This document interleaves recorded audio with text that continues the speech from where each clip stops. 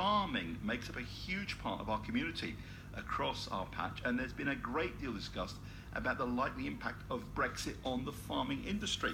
I'm joined now by Lee Stiles. Lee is the secretary of the Lea Valey Growers Association in Hertfordshire. Lee, very good afternoon to you. Welcome to the programme.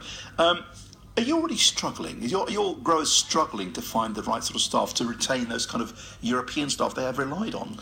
We employ around 2,500 people a year, and since the Brexit vote we've seen a natural churn of about 10% every year turn into 30, and it's going up to 40 pretty quickly, so we have major concerns about what's going to happen with the availability of labour from next March.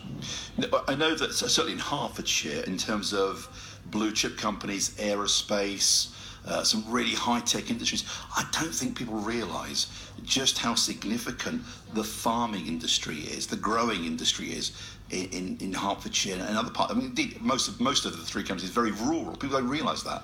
No, I mean, we grow the majority of the UK's cucumbers, tomatoes and peppers in Hertfordshire and Essex, and we've been doing that for 3 centuries now. I think people have just become so disconnected with how food is grown and what it takes to get it onto the supermarket shelf, and combined with the fact that food is just simply too cheap, and therefore we buy too much and we throw away food that we don't need. There needs to be a big connection back to plant-based eating.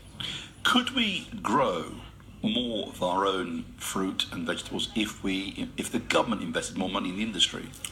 What people don't realise is that horticultural growers who grow salad crops in glass houses do not receive any government funding whatsoever. So they have to invest in glass houses that can be up to £500,000 an acre. So any government help going forward is going to improve our sustainability. Currently, the UK only grows 30% of its own salad produce.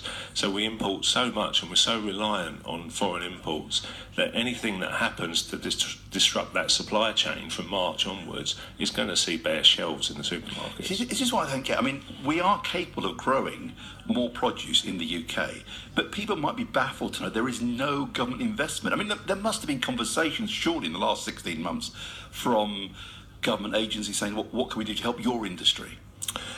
You would think so, wouldn't you? The reality is no. The government...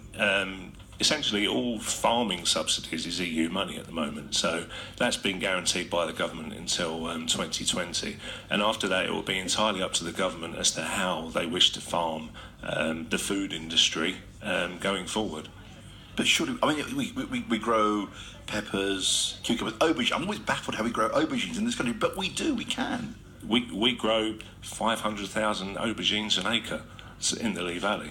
So we have a massive opportunity to reduce food imports simply by investing in infrastructure. Yeah, because you sort of thought whatever happens after 29th of March on that border between, you would have thought there would have been some investment in the glasshouse industry from the government saying, look, we can grow more stuff, let's do it, let's make a big, bold stake on this, but they haven't. They haven't, no, and I think the same mistake was made after the war, when the government just decided to rely on cheap foreign imports, which basically put an end to a lot of the growing businesses in the UK. And unfortunately, one of our concerns is that they're looking at simply letting the market decide again.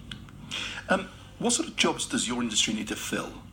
We need everything from glasshouse growers, technicians, pickers, packers, forklift drivers, HGV drivers, technical managers, quality managers, salespeople. It's the whole spectrum of jobs available. Again, Lee, do people have a misconception of what this industry is like, the farming industry or the glasshouse industry? Because it is very high tech. It isn't what people might imagine it was a couple of decades ago. No, I mean, glasshouse growing is more akin to a laboratory nowadays. Growing is controlled by a computer. The irrigation, the water, the fertiliser, pollination, it's all computer controlled, climate controlled. It's very high tech, and we're reducing the reliance on labour as we go, but automation and robotics are so far off that we simply cannot displace labour as it is at the moment or in the short term. Do your growers, the people you represent, do they advertise in Britain? Do they look for local workers? We've been looking for local workers since the 50s. We've had a minority British workforce since the 1950s, essentially. So everybody's salad has been picked by foreign workforce since then. So it's not a new phenomenon. We can advertise, we can do jobs fairs with local schools, we can do sector-based work academies with local job centres. Essentially, there's simply not enough unemployed people to fill the roles. Wow. Is it about the money? Is it the money perhaps isn't, well, that's regulated these days, it may have been once, but is the money an issue? Or is it just the work itself? Well, I mean, you can earn £25,000 a year as a grower, so it's not a minimum wage job. There are entry-level jobs where you learn your trade, etc., and then you move up. And it's those entry-level jobs where we always struggle to fill vacancies. Again, across the Hearts Essex area, we've been growing stuff in this part of the world for a long, long time. Your guys are really good at it. What's going to happen post-Brexit then? It's anyone's guess, but essentially, if the labour isn't there to pick it, and there has been instances this year where fruit has been left rotting on the plants because we haven't got enough labour to pick, if that happens again next year, then simply fruit won't be picked and businesses will not be sustainable. And are your growers, your various bodies across the UK, across the eastern region that you represent, are they genuinely worried about this, Lee? Absolutely. This is not just a small cry for help. We need 80,000 people a year to pick horticultural products, all salad produce from carrots and onions, etc. The government has introduced a pilot scheme for 2,500 after Brexit, which is going to go absolutely nowhere near the need that we have. Lee, thank you for joining us here at the University of Hertfordshire. Lee Stiles, who's the Secretary of the Lea Valey Growers Association in Hertfordshire. It's 27